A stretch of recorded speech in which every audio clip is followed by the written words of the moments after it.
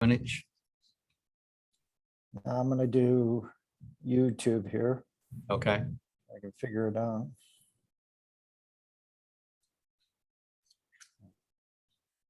That's where it caused me some heartburn. Doing the one was fine on the cloud recording, but it was the YouTube that when I was trying to do crossings, I couldn't do it. Yeah, actually, I don't have the icon to do it, so we can post it tomorrow. Certainly, that's what we've done in the past when we have these little glitches, if that's okay. Sure. So Travis can just take this recording and post it to YouTube then? Okay. Yes, sir. All right, Oh. that would be fine. Mr. Chair, I think all parties are present and the meeting is yours, sir. Sir? Yeah, thank you, Steve. All right. Yes, sir. We'll get started with our October 5th meeting of the Program Budget Committee. So first item on the agenda is calling it to order. Just opening remarks is really for us to just follow up on where we left off with the schedule of fees. So we'll cover that. And then we've got a couple, let's see, the review of City Wildwood list of events. Yes, those recommendations. And then the item that prompted us to get together, which is the wall that heals. So with that, we'll do a roll call. All right, give me just a second here. I need to put my name in here. All righty. Committee member Edens, Here. committee member Bartoni, Here. committee member and chair Garitano. Here. Okay, also present is City Administrator Cross and Director of Planning and Parks, Vunich. Mr. Chair, all present and accounted for, sir. Thanks, Steve. All right. Hi, everyone. With that, let's then go with the approval of the minutes from the committee meeting on February 11th. Is there a motion for approval of the minutes? Made by Councilmember Edens. Is there a second? Second by Councilmember Bartoni. All those in favor, say aye. Aye. Aye. Any opposed? Any abstain? I'll abstain, Joe. Okay. Well, with that, the meeting minutes are approved. So we'll move on to the next item. The next item, there are two attachments there, the review of the proposed modification to fees assessed by the city across all departments. So Steve, could you fill us in on this? I will, and a lot of this will be repetition for Mr. Garitano and Ms. Edens. So this is primarily for Mr. Bartoni, since this is his first meeting for this committee. There are two attachments. The first one is the City of Wildwood fee schedule. And Mr. Bartoni, what the source of this is a compilation of all the types of fees that are charged through the planning department, the parks department, or the administration department, including the city clerk's department. And so what we've attempted to do here is identify the description of the fee, the current fee that is being charged, as well as a proposed fee. And in most cases, well, in all cases, it's either remaining the same or it is an increase, certainly not a decrease. And then the section of the city code or the ordinance that gives rise to that fee. And so there's just a whole lot of information that we've talked about over a couple of the past meetings. We haven't met since February. And just a lot of other pressing matters. And so we really haven't gotten together. The last time we discussed this, there were a couple changes that were suggested and they've been incorporated into this schedule. One of the things is to add that column that says the change is determined by. One of the questions that was asked of Mr. Vooch and I was to identify if state statute has any bearing on some of these fees where we cannot change based on a state statute, or if the fee, if this fee is set by state statute. That is something we still need to do. So the purpose of, and I guess the main purpose of this entire meeting, Mr. Chair, if I can be so bold as to state that it's kind of a review of where we've been up to this point. We have made a few changes, but I think it's more than anything else, maybe just a chance for all of us to get back together and bring Mr. Bartoni up to speed in terms of what we've done at this point. And there's been, as I say, there were a couple changes that were suggested here and there. there's a couple line items that were added at the bottom, and this is new for Chair Garitano and for Ms. Edens as well. The Wildwood Food and Wine Festival and the Wildwood Independent Film Festival. Those are two line items that were not on this schedule when we last looked at it. Those were items that were suggested during the strategic planning process by former council member Ken Remy, that he was pushing to have those events. So we put them on here just in case that was something that we wanted to, that, you know, this committee wanted to address. At the end of the day, Mr. Bartoni, the whole purpose of forming this committee was to examine the events, and there's it's not the next attachment under this line item, but it's the attachment after that having to do with city events. So you may recall at council, it was discussed and the mayor had made his feelings known that we really would like to the extent possible, make events revenue neutral, to have the events be able to pay for themselves. And as you know, you've been on council long enough to know that in some cases that might be possible, but in an awful lot of cases, it just isn't possible.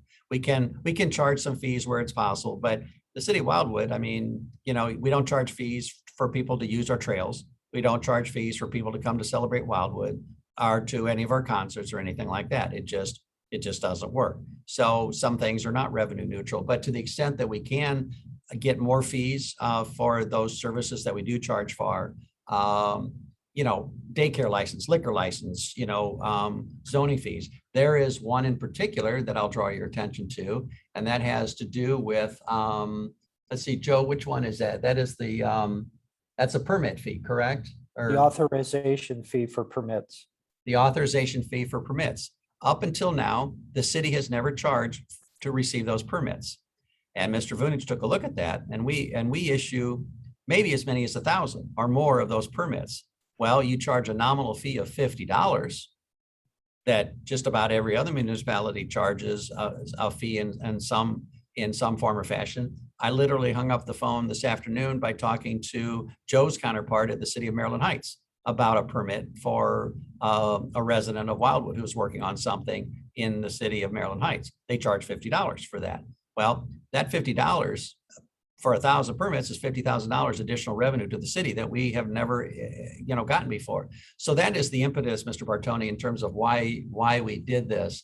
The second attachment, which is the city clerk schedule of fees, we charge a liquor license, and you'll recall we waived that. You know, we refunded the 2019 to 20, and then we waived for 2021. Well, you know, in most cases that's about what is that, about $750. There's two components to it, but there's a lot more components, and we did not have this schedule the last time we talked. So that's why this schedule is on here, and there's a whole lot of detail. And then if I may, Mr. Chair, with your permission, I was just going to refer to the attachment that's under the review of City of Wildwood list of events. Because I just kind of want to give Mr. Bartoni an overview, and then we can come back and look at detail if that's okay with you, if you don't mind. Yeah, I think that's no objection at all for me. I mean, Right. they're related. They are related. And so, Mr. Bartoni, that last attachment, which is the City of Wildwood list of events, this is the schedule that primarily for, well, not primarily, it is about all our different events. So Mr. Vunich, and at that time, Kathy Arnett, worked on looking at all the events that the city puts on. Some events were eliminated. Other events, you know, there were fees that we were increased. Other events, we weren't charging anything. And we felt that we could charge a nominal fee or something. But at the end of the day, that generated an additional, what, Joe, $97,000? Is that, by just looking at each and every one of our events and eliminating the ones that we just don't have the manpower, or it just didn't make sense anymore, we're showing that it's maybe it's not the 97,000. I think it is though. Anyway, so that's that schedule that identifies all our events. So Mr. Bartoni, that's just a real quick synopsis of what this committee has been doing. Going back to the schedule of the fee listing, There is still some work to be done. This is the very first schedule that we were just looking at in terms of looking at what fees are dictated through Missouri statute.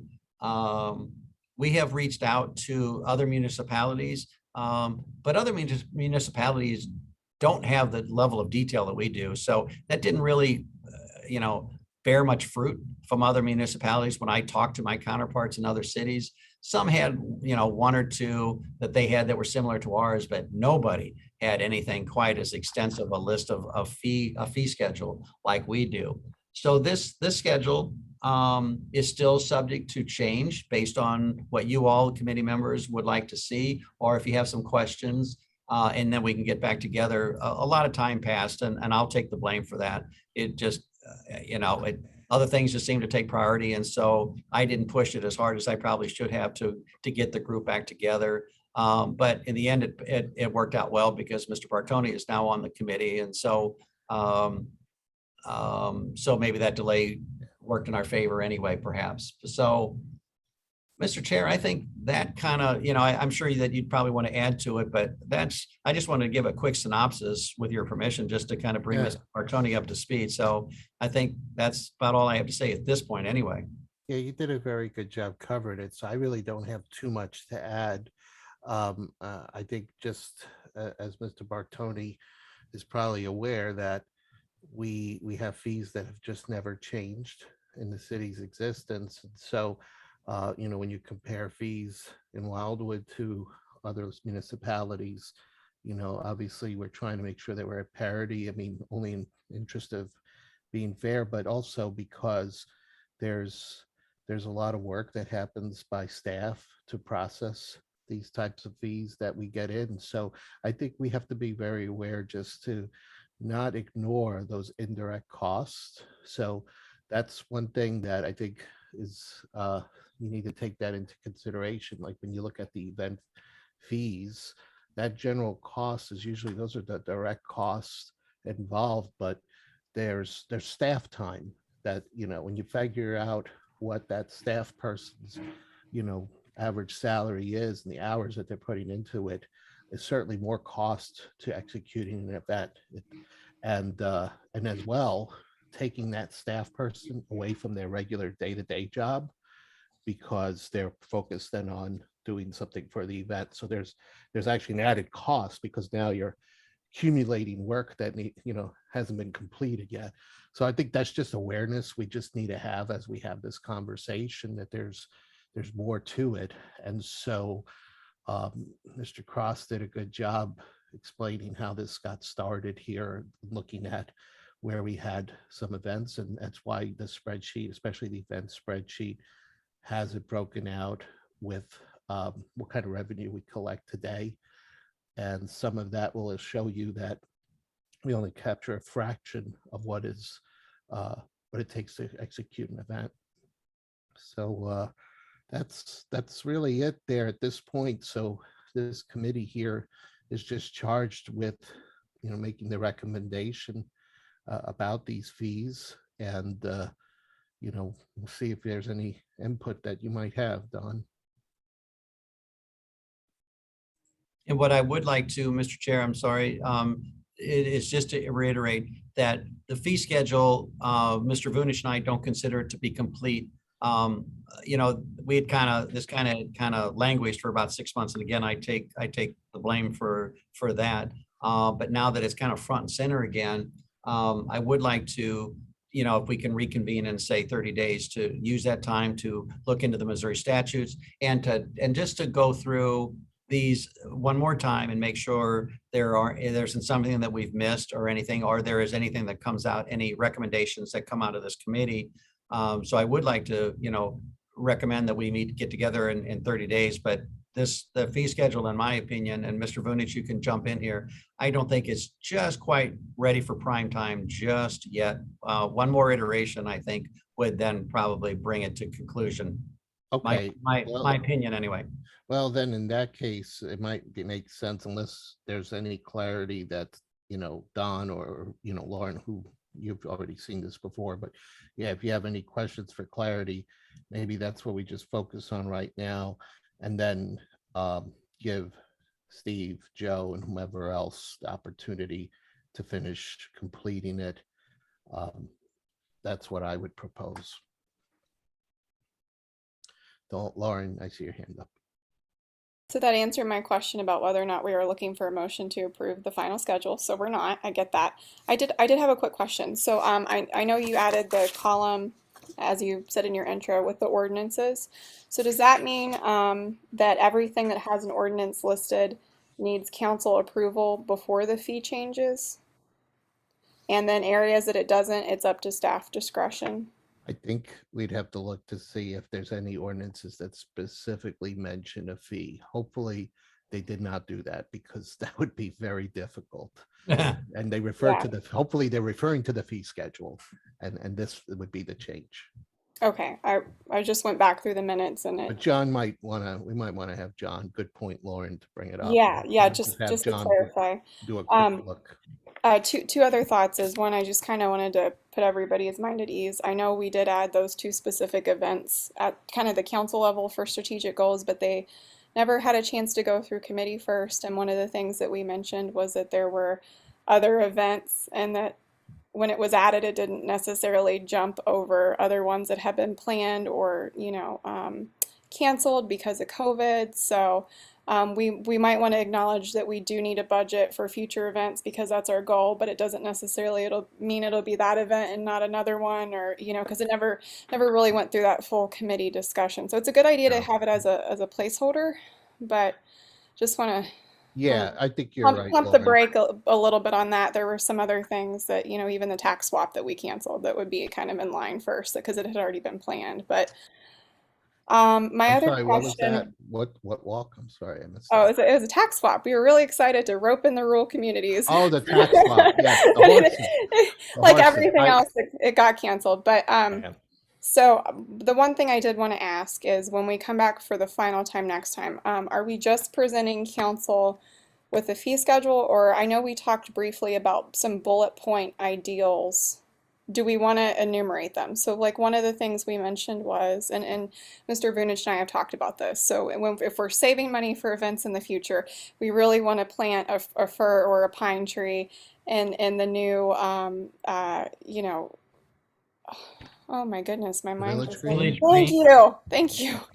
All I could think of was the word football field, which is really sad. I didn't drink enough coffee, because that's cost saving. You're looking at something where you're not investing or not trying to get a donation specifically for that when we could use a donation for another way that still makes the event really great. Or we're really thinking about planning for stages, right? So we want to make sure that we invest in really good audio equipment and lighting at the Village Green, so we don't always have a stage rental fee.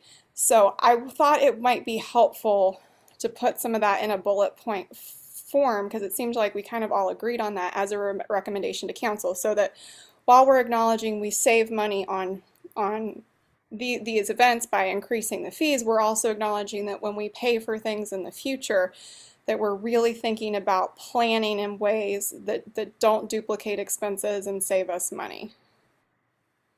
So I thought some general statements along those lines would be good, because I think what happens is sometimes things are out longer term, and then people maybe haven't had this conversation, and that final plan for the Village Green could come in later, and maybe somebody decides to cut the budget, but they didn't think about the long-term event savings.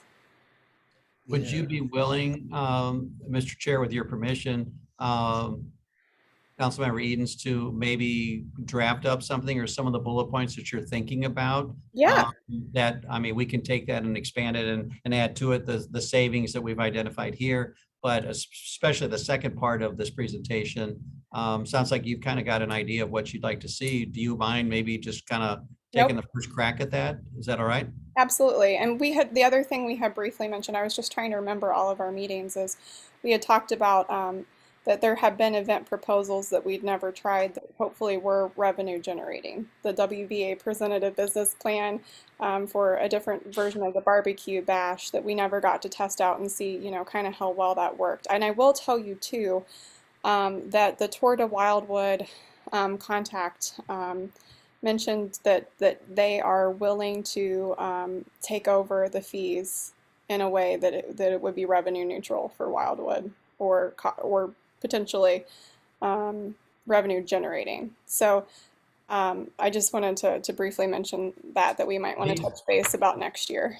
Well, are these new line items that you're suggesting get added to this fee schedule, or is this something that should come up in the Economic Development Committee? Or Well, the I'm not, this Committee? is, I think, Parks and Planning because it's on Tour to Wildwood and it's listed as $30. And what I was just briefly referencing is I had a conversation with Paul Wojciechowski, and he said they would be willing to adjust the fee for it such that it would the event would not cost the city money. And so I just wanted to float that out there because it was on the chart that could also be subject to change in a good way. So maybe, Lauren, But to it's, keep it clean and separate, is the fee schedule is as what it is today and Mhm. what we're proposing to change today, and maybe what would be you're talking about would be kind of like an additional, like an addendum, yeah, a document that just says, here's bulleted list of some things that could change in the future. And it's very tentative at this point until they, materialize Mhm. over the next year or further out. Just to not cause confusion if somebody sees that, like, oh, we're doing that, then why are we even bothering with the fee? Because, right. right, Yeah. those are still ideas. I just wanted to float Yeah. that because I'm not on the committee that handles that, and I just had a personal conversation. So they would like to have that conversation with staff and at the city level. So I can put that in an email, and I'll That work the on the other planning and bullet parks, points. okay, yeah. Well, so is that like, for example, the Toward the Wildwood, that's the Planning and Parks Committee? I think it is. I don't, oh, Joe's Yes. not here. Okay. We could talk to the chair. I think we know him. Yes. Who? Yeah, Yes. yeah. Yeah. Good idea. Right. So good idea, Lauren. We'll, and I think per Steve's request, since you've got some ideas already drafted up, maybe even share it by email in case there's additional things that someone else thinks of, that they look at it and say, oh, now I see, and it might get some ideas, but got it. All right. Don's got his hand up. Don, you're on mute. Okay. Yep. Thanks, Joe. So, and I'll start off like Steve, thanks for your thorough, like summary of this. And yeah, I'd like to go through it kind of line by line now. And now that I have a better understanding of what I'm looking at, a couple things that kind of I noticed when I looked at it, and Lauren kind of touched on it a little bit with the tour of Wildwood, but the events that we're not charging anything now to go from zero to, like, the cabin fee will go to $10, or the Green Rock Trail goes to $20.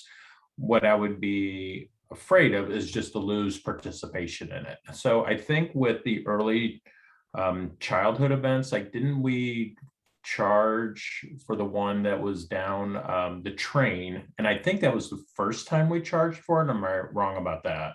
That's And if it, You're correct. okay, and was the participation good?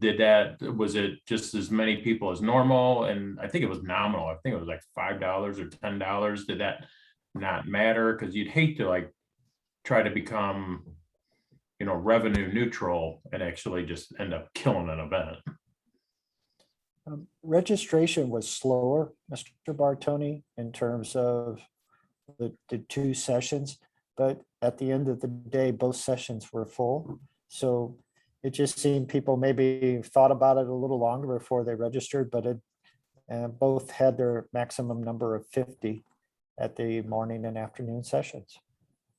Okay, and I'm kind of thinking, I mean, none of this is going to be apples and apples, because the early childhood event's going to have a totally different crowd than the tour of Wildwood. And, it would just, like, and I'm probably with the little kids, some of them might have been first time families. Some of these things where somebody been doing the cabin fever for the last 15 years or however long we've been doing it. I just wouldn't want to scare them away. So it's just something for thought. I'm not necessarily speaking against it. It's just something that I noticed.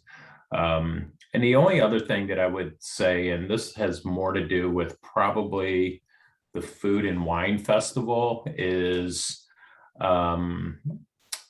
if that's something that we do end up charging, I might be getting a little bit farther down the road than we need to be today. I would almost want it to be something where if we're charging $10 or whatever, that they would get a coupon or something with that. You get something for that, whether it's a taste of wine. And the reason I'm kind of like a little hesitant on charging for that type of event, this past weekend, my wife and I, we went down to Maplewood. They had their art festival down at Schlafly. There's bands, it's free. They do a great job. There's a lot of art there, and it's just a nice event. And there was also one at the same time down at Shaw, down at, not in Botanical Gardens, but the one at Shaw, and they do it in the neighborhood. It's a very cool event, but they do charge, and they charge $10 a person to get in. And it's just like a little bit more hesitant, like between the two, we went to the Maplewood one, so it's now, there was two of them on the same day, which is pretty rare, but for the $10, you don't get anything. You just get to walk the streets in the neighborhood that, it's a very cool neighborhood. It's very eclectic. It's very cool to be down there. It's the only time of the year really we get down there. But, if we end up doing, first of all, we got to find the money for the event, but if we do something like that, to get a coupon for, you get a taste of a wine, you get something for it, I think would be a little bit easier to swallow the, admission. Mr. Bartoni, with regards to this list of events, we did have a number of discussions among this group here in terms of that very thing about where we don't charge and then thinking about charging a fee and the impact on the resident about that. And it's a tough thing. There are cases where we thought, well, you charge a nominal $5 or $10, that should not drive somebody away. But Mr. Vunic made a very good statement, a very good point, and I haven't forgotten that point, which is part of it is just the cost of doing business for the city. I mean, we're a city and we offer, venues and events, as part of the fact that we're the city of Wildwood. And so it's okay not to charge because, it's our operating costs. That's what we do. And he's absolutely right about that. So finding that balance was tough. And so this schedule here is an attempt to see where we could perhaps get a few extra dollars to the city without, as you say, causing heartburn and perhaps someone having to think twice about, do I want to go to that event? Because that's not what we want to do at all.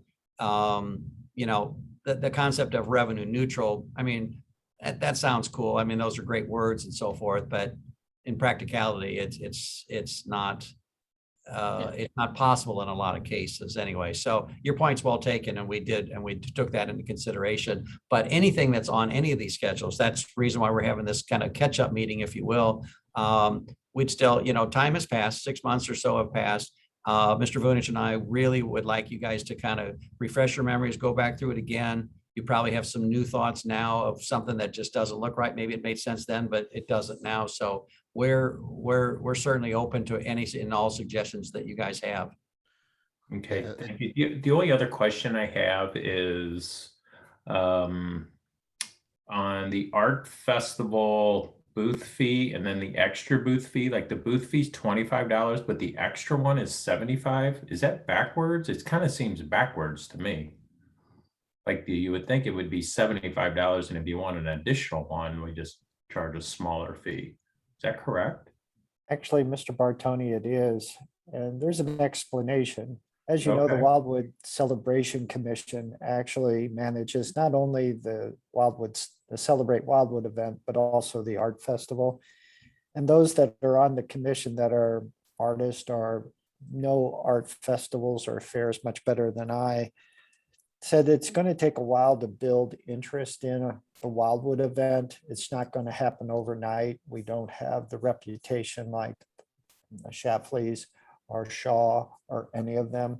So we actually made the booth fee pretty minimal to get in. And then the thought was that we'd rather have quantity. And so to have a second booth, which would negate potentially another artist being there, we charged a little more. But certainly Okay. those can be adjusted. Yeah, no, I mean, I understand the explanation. Do we, just since that just occurred, And the $25 seems like, I don't know if anybody probably is charging less than $25. So that's, very affordable, but does anybody like turn away from having a second booth because of the $75, or we'll take one booth and we're good? Typically, what we do in those cases is in many instances, we're providing the additional tent. And so they get the additional tent, tables, and 2 chairs. So we're offsetting some of the charge with the cost that we have, but I don't think for the most part, and Mr. Cruz knows better than I, he talks to the artists more regularly, but I don't think we're losing people. In fact, as you know, the art festival has grown in numbers each year since Yeah. the inception. Yeah. Okay. That's all that came to mind originally. Thank you. Yeah, Don, so some good points there. And I think to Steve's point, obviously trying to get to revenue neutral for everything, there's just some logistical challenges. I mean, just imagine how you would charge a fee for a concert, right? I mean, you would have to have controlled access. And back to Steve's point, those are the trade-offs that we make as a city, because obviously we do collect revenue in this city in many ways. And so that's some of the costs that we just pay, assuming that's being paid for by the taxpayers. But I think in the cases of fees, it's where I think it makes best sense. Like when you're holding a spot for someone, that $10 is a commitment versus nothing and getting a potential no-show. So, those seats where there's limited seats, whether it's the event down at the train or a class that's being held, I think that nominal fee ensures that someone's going to show up to that event. So I look at it that way. That's kind of, I want to share my thinking. I did think that, what, Steve, on the fee schedule, based on what I heard from Lauren too, I'm thinking let's remove the food and wine and the independent. I feel that would cause confusion if it goes to council, because then there'll be a bunch of questions about what's this, why is it here, when is it happening? So let's just remove it. It may be something for Lauren's list that you start, as potential future things that could impact the fee schedule, and we'll come back to it when that time comes. I've made a note It's of not, that. You. it's not a current fee anyway, so Right. so let's stick with what is a current fee. One other thing I would ask Steve, and I don't know if there's an easier way to phrase it, but that header of the column where it says proposed fee, it says assuming a CPI increase from current rate of 70%. I think that might cause some confusion. I know where you're getting the 70. I think that's you're factoring in the years that we have missed out, right? So either Yes, actually, in the verbiage that went along when we first looked at this, Mr. Bunich had gone back and actually looked at our fee structure all the way back since 1995. The CPI increases from 1995 up until early 2021, I guess it was, and it amounted to about a 70% increase over that 25-year period of time. so maybe even if it's just in parentheses, over 25 years. Okay. Because, maybe the person who doesn't know that is going to be like, oh, 70% increase on the fee. That's quite a jump. But it's because it hasn't changed in 25 years. Okay. Yeah, I think just for clarity's sake. One other change that I was going to suggest to the committee, when this fee schedule was first put together, it was kind of maybe a stream of consciousness. It's not even in by code or ordinance number, but I wanted to do this, but simply ran out of time before this meeting. I would like to resort this and put it into groups. In other words, like parks fees, permitting planning department fees, administration fees, and kind of group those fees together, as opposed to they kind of jump around a little bit. And I thought that might be easier for the reader to, if they want to know about, some kind of fee in Joe's planning department versus, the admin type fees, dog park fees and those sorts of things. Does that make sense? Total, no objection for me. Lauren, Don, you good with that? Yeah, you got no objections. I think that's fair. That's a good idea. And maybe even within each one of those groups, like have all the no change ones like listed together, and then the ones that there is a fee change, like on the top part. Yeah, maybe it's a column or it's highlighted or something to make it clear which ones are changing. And this Lauren, you got- spreadsheet's gonna end up looking like the one we did for strategic planning, which about blew my mind. So, but I think we can accommodate you guys. I need legal sized paper. Yeah, Thank you, Joe. So, one of the things I'll put in the bullet points, because it sounds like exactly what we've talked about, and Don agrees with us, is the committee's goal was to look for ways to save money, and consider future events that had models that could be revenue generating and neutral, but that wasn't the goal to make the events that we currently have that way. And I'm really glad you brought up Director Vunich's quote before. And one of the things, too, I had said, Don, was that, there's some ethical problems with trying to charge for everything, right? Like the goal of a public library is to provide a service. The fees are only involved when you don't return the book or the DVD. But the goal is to provide educational experiences for anybody despite their income. And so some of that we have to kind of remember, and I'll reiterate that in our bullet points, and then if you guys want to reword it, you can. But if you're comfortable with that, I'm going to include that as a general statement. well, I remember that when this committee was first formed, or was first suggested to be formed, a comment was made to me that we need to find a way to charge people from using our trail system. And yeah, Mr. Bartoni, my face got scrunched up just like yours just did. And I said, first of all, how do you do it? And number two, why would you do it? Yeah, You know? just some things I think logistically, there would be more cost involved in implementing a system Yeah. that you'd be at a loss. Yeah, you'd have to have somebody at both ends of the trail and somebody Yeah. manning the trail at all times. Yes. And to be revenue neutral on that, you'd be charging people $100 to go for a Yeah. walk. Well, I mean, I live in Lake Chesterfield. There's signs in Lake Chesterfield that says the path that's around the lake is only to be used by Lake Chesterfield residents.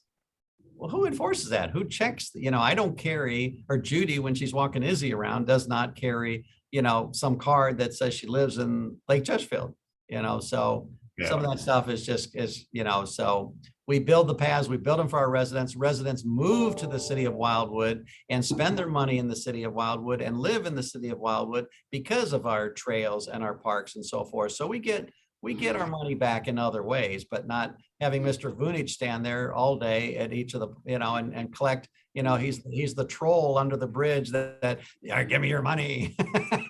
No, yeah. And yeah, Swiping credit cards on your phone.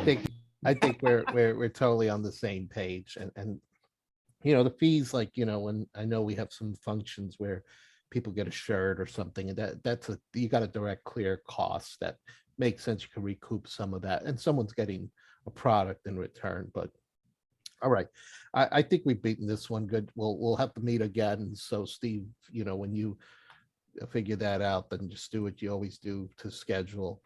So with that, then I think that covers 4 and 5, unless there's anything else. Don't see anything else. So number 6 is really what brought us here, is that there was a potential event that was proposed, and I'm the one that suggested it. And so the Wall That Heals, by a nonprofit organization, they put the replica of the wall. I think you're all familiar with the details, so I won't get into it. But I think the shock was that once we started the inquiry to find out more and how to engage in them, I believe it was Mr. Vunich discovered that there was indeed a cost to it. And so that completely changes the whole situation. As it would sounded originally very appealing.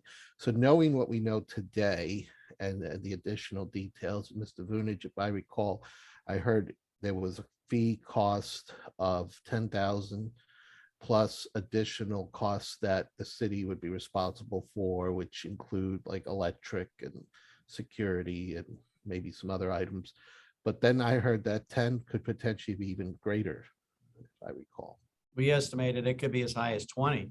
I believe Mr. Vunich said, when you layer in the generators and everything else. So I'll let Mr. Vunich talk, because he was having the conversation, but My recollection is, yeah, that could be double that $10,000 fee. Correct, Mr. Vunich? Yes, sir. And just to advise you, the individual that I've had contact with at the organization is named Cynthia Long.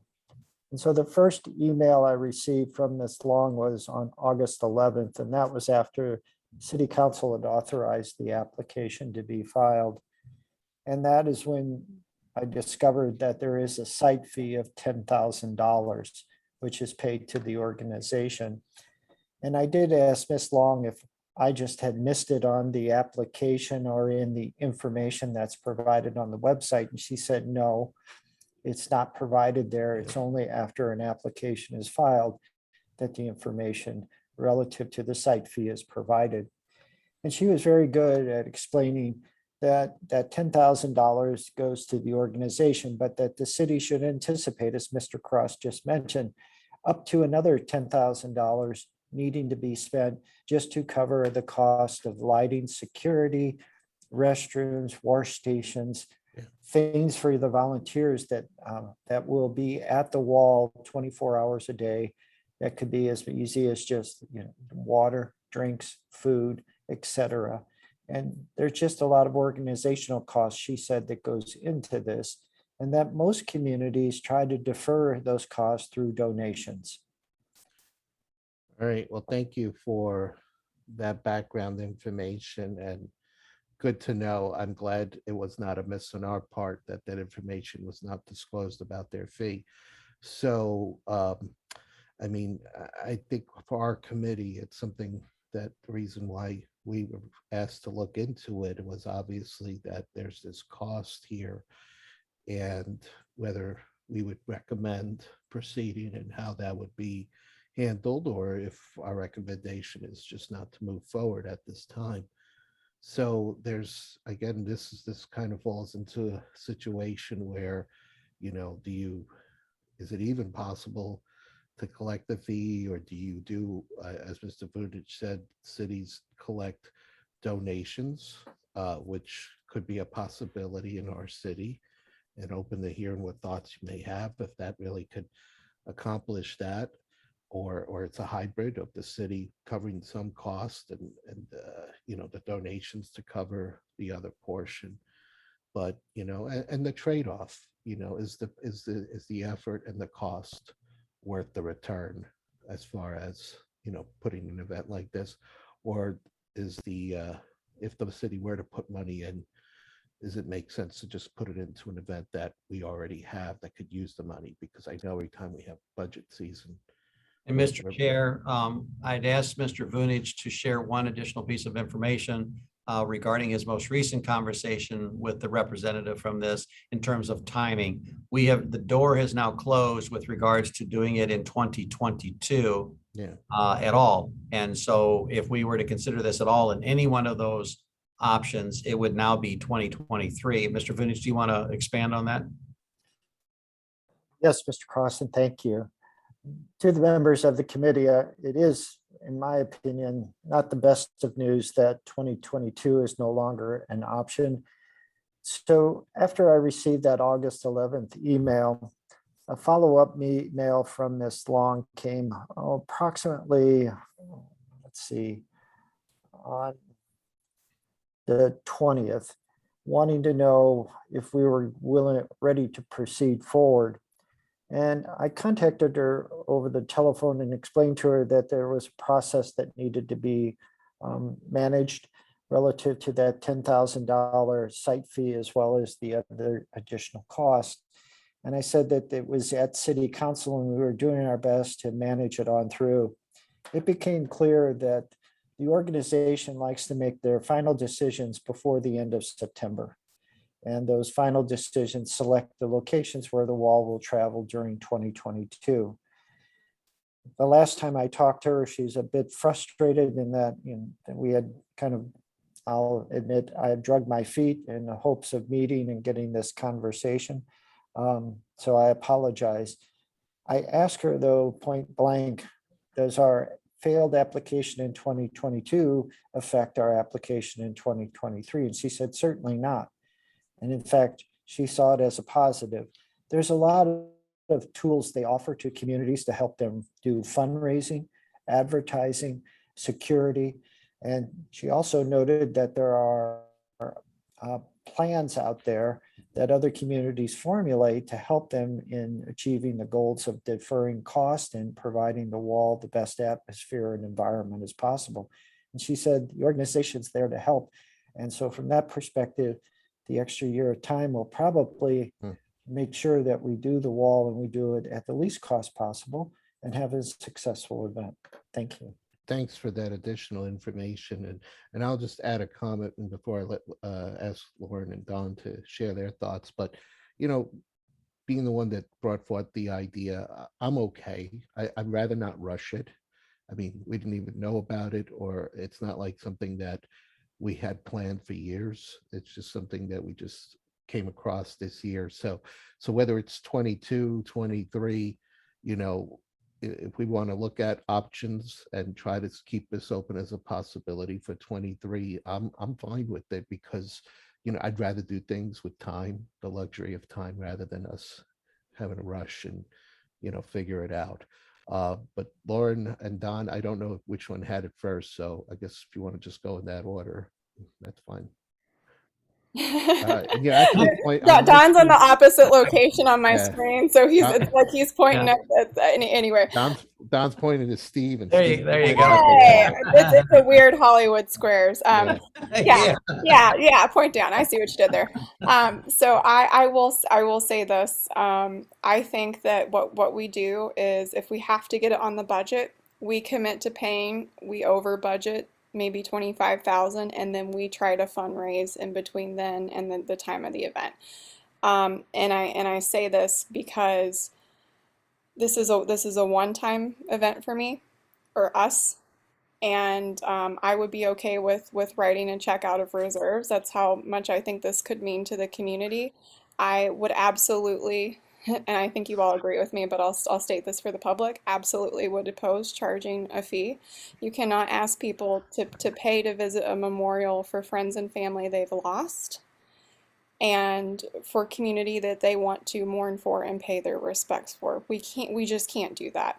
It'd be so inappropriate. I will tell you, I don't think anyone's thinking right. of charging a fee. I just felt it was worth stating. Yeah, not only because we're the fee. We're the fee committee, basically. We're the fee committee. We have to state that and make sure it's explicit. The other thing is I did go to the flag display at Art Hill, and I took a picture of the corporate sponsors that were on a billboard, and I can provide that to you guys if you want to reach out to them and see if they would help display the cost. I mean, it doesn't just have to be a Wildwood business. It could even be Anheuser-Busch. I mean, these are the things that they would like to do that is potentially a very nominal donation to a city for them to cover. I think if that event certainly could find sponsors. Now, what they also did too was they had an adopt a flag program, right? So you could pay $50 each and pay for the flag of an individual. So I'm sure there's a community structure like that. But I would rather commit to budgeting it, and if we can, cut, and that way we can get the application in, right? And then backtrack and we'll try to cover the costs. I'm okay with spending it out of savings for this. I really am, but I don't see how we can do the application. Well, Lauren, trying to get the sponsors first. We've missed 22, so I'm right, going to assume that the application for 23 is probably due in September of next year. So that gives us time. We don't have to apply right now. We probably could apply if we really are serious. We can set ourselves an internal deadline that we apply by July or June. Maybe Joe could find out if that impacts the selection process. If it doesn't, which I'm going to assume they kind of figure out the best routes. We've got time to figure that out. Well, so what I'm asking is from the city staff point, do you want to apply first and then try to use because that's why we would want to commit to budgeting, or do you want to approach potential sponsors first? My opinion would be, Mr. Chair, we go ahead and apply. We pick whatever date when you want to apply. I am convinced, in my opinion, this is just my opinion, that we could raise the funds. And it doesn't have to be the full 20,000. I mean, if it costs $20,000 and we raise 15, Okay, so it costs the city $5,000. We can afford $5,000 for an event of like this. So, but I believe, I mean, I know where I can get $5,000 right now from one of our current vendors. Okay, who's already said, I've got $5,000 to give to you for whatever reason that you want. So I can have a check for $5,000 tomorrow.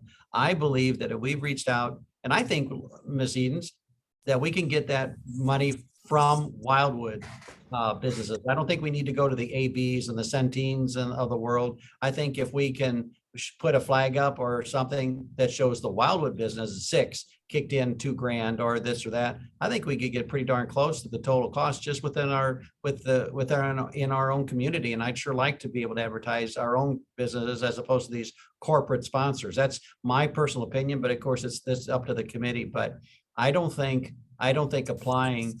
Yeah, I think we could find the money or most of the money, so I think we just go ahead and apply. But we could, I mean, heck, if we believe that we're going to be successful and Mr. Vunich is the one that's the point person with that organization, we could start reaching out, sometime or, early of 2023 for the 2024 thing. So anyway, that's just my opinion. I think we could find the money. All right. Don, you got your hand up.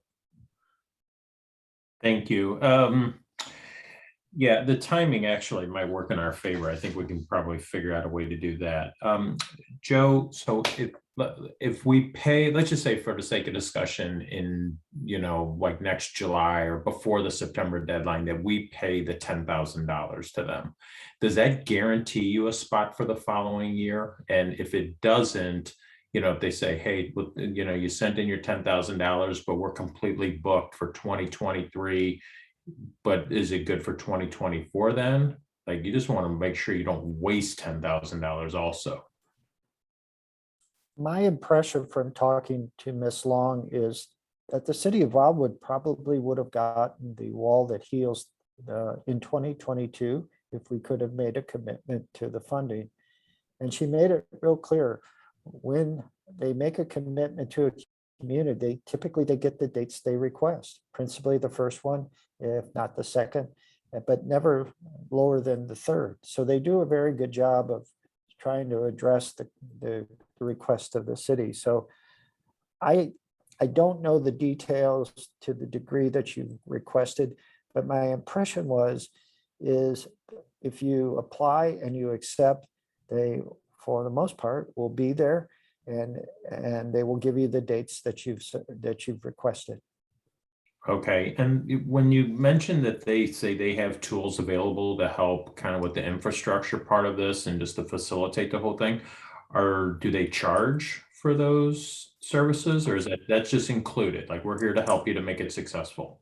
Right. I think that's part of that $10,000 site fee, is just making sure that everything is as I guess, or organized as possible from their perspective, and that the host city is engaged in a positive way. Not, this becomes something of it's a problem.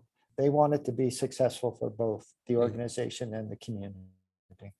Okay, and I'm kind of like agreeing with what I guess everybody's saying, and where Steve was going. I think that corporate sponsorships of some type I think you could easily offset the majority of the cost, if not all of it. Steve, you referenced a vendor willing to give $5,000 right now. We've got other businesses, pretty large, couple large grocery store chains, both in the city, that might be willing to help. Independent businesses, I think, to get to support something like this, even though $500 is a lot of money for different things like this, they typically find $500. If you're asking, a bar or restaurant or whatever for that type of assistance. Without mentioning names, we're looking at a pretty significant contract with internet service. So there's another vendor that might be willing to participate. We definitely wouldn't want to make it a condition of it, but somebody's doing business. like Lauren and probably like a lot of people, I went down to Forest Park also for the flag. I think it was called Flags of Honor. It was a moving, experience. And, and it got, I mean, just, your talent friends, like, hey, I went down there. Oh yeah, we were down there also. We saw some people we know.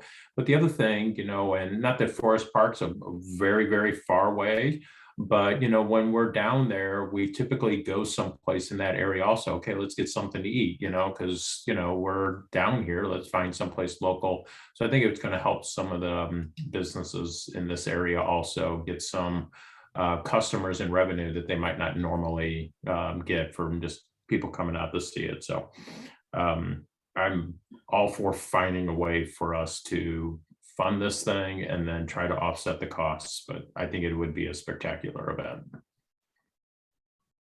Yeah, I think you're both right, and I think that feeling that I didn't go this year to the Flags of Honor, but I've been there before when they did it, and I think it's that kind of feeling. It's just a moving feeling that really just kind of overwhelms you to have that here in this city, and I don't doubt at all that this would get media coverage, that the wall that heals is in Wildwood on this weekend or whatever, and it'll be available these days, and I think people would come from throughout the region to see something like this because of the uniqueness of something like this. It is a very rare type of event, and so we certainly would. It would be a good service to our residents and neighbors that especially have some kind of connection to the names on the wall, and to our business community. Yeah, I think that's going to be a positive because the city, I think, would be flooded. I really think we'd be running out of parking when this is going on. So there's a lot there, and I think there are some great ideas that you all have shared. The sponsorships, I think, is fantastic. I think, Lauren, you may have been mentioning about the flags. Maybe we do something where you sponsor a flag for $50. The flag may cost 10, 40 goes towards the wall. And we put the flags up in a field right somewhere in town center or something like that. There might be things that could be creative by a group working on this over the next year, plus the tools that we got. So I think the question really is, do we pull the trigger now and apply or later? But I think given the time that we have time to do that, because I think too, I think we have to understand what the agreement says, right? Does the money need to be paid now? Do you have time to pay it? Are you allowed to back out? Do you get a refund? You get your money back, or is it a complete loss, etc.? So there's probably details there that we just don't have right now in front of us. But what But we can do, Mr. Chair, is Yeah. take a look at the contract. I will take a look at it. I'll ask Mr. Young to take a look at it and make sure there's nothing in there that is going to create a liability for the city or something like that. Once we're satisfied with that, my suggestion is we get it on the council agenda, work session agenda, sooner rather than later. We can't do it for Monday, but we could do it maybe for the next meeting in October. Get council's approval to move forward based on the recommendation from this committee, because I guess it really was kind of redirected, back to this committee. Now that we have this new information about the cost. Then, and I mean, there's nothing that precludes us from just moving forward now. We could we could throw it out to the work session, to the council and say, hey, everybody submit a list to me of all your suggestions of where we might get money. And then we kind of split that up. So, Don goes and he's got these two to go talk to, and Lauren's got these, and you, and we all, when we all put our heads together, there might be 15 different organizations that we're going to approach for $200, $500. I'm convinced, absolutely convinced, that we can raise this $20,000 over the next 12 months and get this thing done. But I don't see there's all the upside and there's no downside in terms of moving this thing forward. Now, there's no reason to wait in my opinion. Let's get on their schedule and and get some dates, pick out some dates in 2024 or 2023 rather, and move forward. That would be my recommendation. Well, I guess unless you know the answer, when you make the application, you have to include the check with it or not? I don't think so. We made the application for 2022 and we didn't have a check. So no, we don't have to pay right now. Well, then I guess then when is it we have to pay? So we know, because that's where our fundraising has to target. You know, if they say, well, if you apply for 2023, we need the first payment or the full payment by July, you know, we'll need to know how to plan for that. So that's it. We'll Don, take you a were look at raising the your hand. contract and see, but I didn't get the impression that money was required now. Mr. Vunich, you can, do you know? I don't know, and certainly we can contact Ms. Long and find out many of the answers to these questions. Okay. Don, yeah. Yeah, Joe, thank you. So I agree, Steve. I think we need to move forward with this. Unfortunately, you know, all of our meetings are public, but we don't want to be second to do this. You don't want to hear Maryland Heights is doing this, and then we're doing it 2 months or a year after Maryland Heights or another municipality. We want to be the first one to do this. I think that's going to have the effect that we're looking for and the impact that we need, you know. So I agree. I think we need to move forward with this and really just beat everybody else to the punch. Then with your permission, we'll get going on this and shoot for having it on the council's agenda for 2 weeks from this coming Monday then. Does that work for everybody? Sounds good. Yeah. And then Mr. you'll have Chair. the information and we'll, you know, you can brief the full council on it. And I think to your point, get it on their calendar with them, find out if there's anyone else that's near us, so we know that. But go ahead, Joe. Thank you, Mr. Garitano. Just a thought for all of us to consider. Since we do much of our day-to-day activities through private contractors, I think they should be one of the first entities we contact.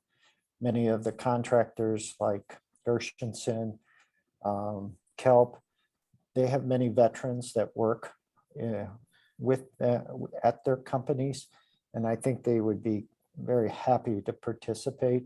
I say that also for the consulting community. Many of them have been in the Corps of Engineers, other services. So I agree. I think if we look at who we work with and who helps us and we help them, I think we could easily raise this amount of money and have a great event as well. Yeah, it sounds good. You almost tempted me to want you to give them a call and say, hey, squeeze us into 2022. It sounds really good, but yeah, I think we'll go with how it works. Well, I asked Joe just the other day, I said, do you think that door is fully closed? Now his response to that, and Joe, I don't want to put words in your mouth, but so tell me, but he said that she was a little sharp with him. It sounds like, you know, that maybe we weren't being as responsive, but that doesn't mean that another phone call. I mean, if Joe, Chair, if you're serious about that, it is worth a phone call. All she can do is say no. But if this committee really felt like you really wanted to shoot for 2022, and you know, but we've talked about, hey, having that additional time would be good for us. But if the consensus was, I'd be willing to, you know, for Joe and I to sit down and make a phone call to her and see if that door really is slammed shut. Well, I mean, I think if there is hesitation and just thinking of, well, we should just wait till, you know, apply for the 2023 year, it's only because it just allows us time to make sure that we can raise those funds and get everything set up, you know, as needed. Plus, we would be able to put it at that placeholder in the budget for 2022, the city's budget. But, you know, I don't know, Lauren or Don, what do you think?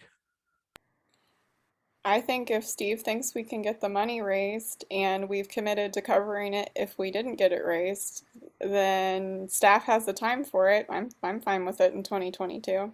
It's This Well, is, to me, a staff decision. well, I think you put some words in my mouth there. So. Well- Right? Wasn't my intention. Let Then me let's, back up a second here. It is, the fundraising is going to be on all of us, including the council. I mean, we're going to need, everybody has their own contacts and so forth. So I think we've come up with some great ideas of who we can approach, but that's going to take some time. And that's not just going to be on Joe or I to do. I'd like to enlist the help of the council to do that as well. We are getting ready to close out, the 2022 budget process and start reviewing them with the committee. And I haven't even run this by the mayor yet. I meant to do it today, but didn't get a chance to do it. So it would be tight to try to pull all this together for 2022. It would be better to actually do it in 2023 so that we weren't rushing and stuff. So I think let's just, understand what you're saying, Mr. Garitano, but I think probably you ought to maybe just slow it down and just Yeah. do it right. well, that's been my initial thought. Don, is your hand up? Did you have something you want to say? Well, I mean, doing it right is the most important, and if with the sooner the better, also. So I mean, it's kind of like weighing that out. But my thing is, I just want to be the first to market, with it. I just want to be the first municipality, and maybe Joe, at the next conversation that you have, ask, is there anybody else in the St. Louis area that has made your list, for a dates, that would be helpful to know. The only thing I would say about the fundraising part is I think we need to be fairly organized about it, because if like our company, we just finished our annual fundraiser and we raise a lot of money, but we have partner sponsorships that are at a $10,000 level, and we have other sponsorships that are at a $5,000 level, and we have other sponsorships that are at $1,000 and $250, and the recognition is different for each one of those sponsorship levels. So if you have a company that's going to give $5,000 and another one that gives 500, obviously you're very appreciative of both of those, but you definitely need to recognize these differently, so we have to, if we're going to go talk to people, we have to have some sort of a one-page flyer that we're looking for these amounts. This is what comes with it. This is the recognition you're getting. They're not necessarily looking for a return on their investment, but if, you definitely want to make sure that you're recognizing people at a different level. Yep. And that script is really, really important so that everybody is saying the same thing in terms of why we're doing it and the benefit to the city, the benefit to their company, the benefit to the community, whatever that is, and have that written, by a marketing person so that, it sounds the way we want it to. And then we've got platinum and gold and silver and bronze and whatever. So, and that takes a little bit of time to develop that, which is, I think, again, just kind of goes to, we can find out if anybody else is doing it in St. Louis, but I don't get the impression, I didn't hear from Mr. Vunich that in his conversations they were doing that, but I think, getting to market first is fine, but if nobody's doing it in 2022 around here, I think we would be first to market by doing it in early, maybe May of 2023. We want to do it when the weather's kind of warm. It seems, Yeah, I would agree with that. And the one thing that we could do, just, putting that flyer together, so to speak, so that we're all out, saying the same thing, is we could probably have a page available in the Gazette, that would show a list of, promote this event and show a list of the companies that did sponsor it, so to get a little bit more recognition. That's going to every home. right. We can have it in the spring Gazette in 2022. We could have it in the fall Gazette, about donations or something. We can do, we have two major publications in 2022. At least the spring, maybe the fall is too late. I don't know, but there's a lot of ways to market that if we do it right. And I think if we try to rush to do it in 2022, I think we might not touch all the bases appropriately. Yeah, and I didn't think of this originally until you just said that, but with the Gazette going out, we could actually have a family sponsorship for $50, your family can help sponsor this, or your household can help sponsor this. And I mean, $50 is, those are going to add up also. So we're gonna have a lot more ideas also. There are gonna be 20 more ideas come up, and once the council hears it. So maybe that'll be something, I don't know. We'll have to see if it's maybe planning and parks that will kind of shepherd this process along. And Don, that's great that you're in this conversation because we'll rely on your committee. I don't know if we'll have any other group that really gets involved in the planning. All right, Lauren, did you raise your hand? I did. So one thing that we could do that I kind of wanted to do, we didn't get there with economic development. So I think this is perfect for planning and parks to take over. I would like to move forward with starting a veterans chapter in Wildwood. So there are veterans membership organizations, but they extend to like a wider area, and we have no networking opportunities for our local veterans. So it would be nice if we had that in place by the time we have that event, and then we can advertise for that there for people we miss. So when we're writing that article and call for donations for the next newsletter that gets mailed out, can we touch base before that? Because what I would like to do is have some kind of an ad. Are you a veteran in Wildwood? Submit your information to XYZ. And I do have a recommendation. I haven't approached this person because I sort of wanted your permission first, but I have a recommendation for somebody that I think could help organize a veterans association in Wildwood. And so we could introduce that at the same time. Maybe they would be volunteers for us. But before we write that article, maybe we can kind of kill two birds with one stone and include that if you guys are okay with that.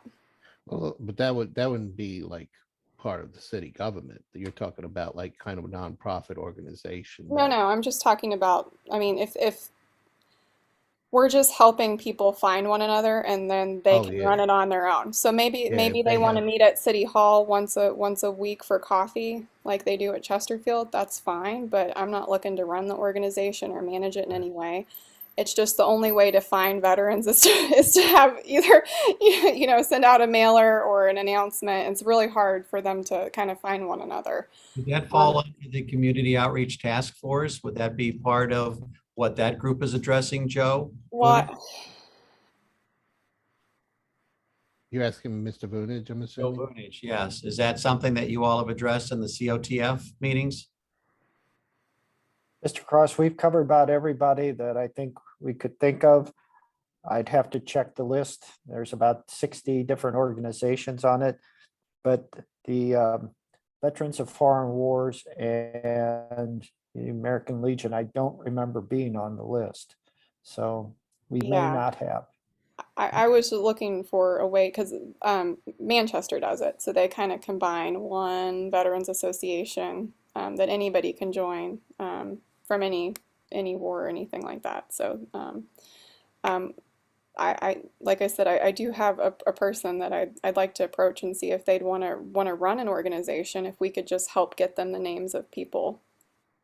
Would this fall under admin PW for discussion, Mr. Garitano, or well, I think that organization needs to get formed because they have to obviously establish themselves. So if there's a person that's willing to do it, I think once they get it up and running, they can. And then just like any other organization, they would approach the city. Like there's some organizations that say put something in the newsletter, or I don't know if we would go into we might be able to mention something in the Gazette. But remember, once you open the door and you open it up for any kind of organization to say, well, I want to be in the Gazette or any institution. Right. I was just looking as an offshoot of the Veterans Business Program we did in economic development. Oh, yeah. If there's a way, if there's something there, I'm sure we'll be able to figure that out, a connection there. Okay. So I guess that's it. Well, then in that case, I since there's consensus, this will come back to the council in October. If we get the answers to that information, we could update the council then. right? All right. Lauren, Don, you're okay with that, or do you feel comfortable, like you want to make a motion, or are you fine with the direction? If a motion needs to be made, I will make the motion, but otherwise, yeah, I'm fine with moving forward. Okay. Well, So it's, excuse me, Mr. Chair. So Lauren, it's Officer Mash that is the person that you're talking about? Yes, he doesn't know it yet. I would like to know if it's okay for me to approach him and ask if he would be interested in running and starting an organization. And then if he's, Have you talked to him about this or? yeah, well, I've talked to him about being a veteran, and I've talked to him about the networking that he's done, and I've talked to him about the economic development program. I just wanted to know if you guys were okay with it, me asking if he's interested, and then I'll come back and let you know, and then see if it's something that even has the potential to go through the committee, because he's the only one that I can think of that would be the one that could potentially help us organize. Well, I have a couple of thoughts, if you don't mind my sharing them. Jim McDonald is also a veteran. He's on the midnight shift or whatever. 47-year-old guy, really cool guy, is organizing a lot of different things. He's another possibility, but I would suggest, if you haven't already done so, or if before you approach Officer Mash, I would suggest that you talk to the captain first, get his permission. His permission is way more important to, those are his people. So I wouldn't bypass him. I think I would talk to the captain first. It would be my recommendation to you.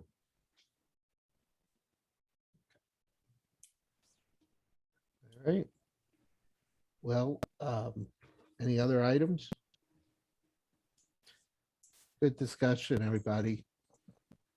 I'll send Okay. out an email about potential dates after Mr. Vunish and I go in and incorporate the changes, to the various spreadsheets and so forth, and shoot for maybe a month from now or somewhere around that time frame. Might be a little bit longer with everything else we have on our plates, but I'll shoot out some dates when it gets closer. And then we'll set up the next meeting if that works for everybody.